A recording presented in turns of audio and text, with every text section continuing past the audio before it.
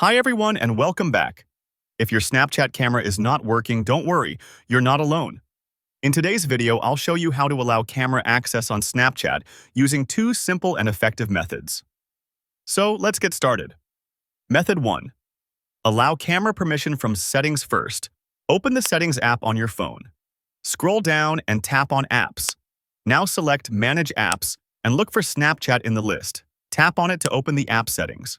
Here, find and tap on App Permissions. You'll see the camera option.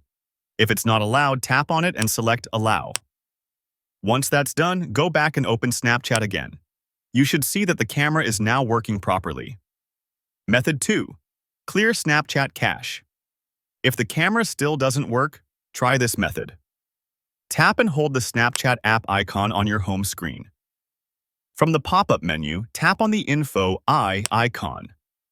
Now tap on Clear Data, then select Clear Cache. This will remove temporary files without deleting your account.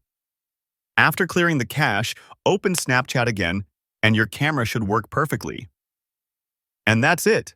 If you found this video helpful, don't forget to like, subscribe, and turn on the bell icon for more helpful tips. Thanks for watching.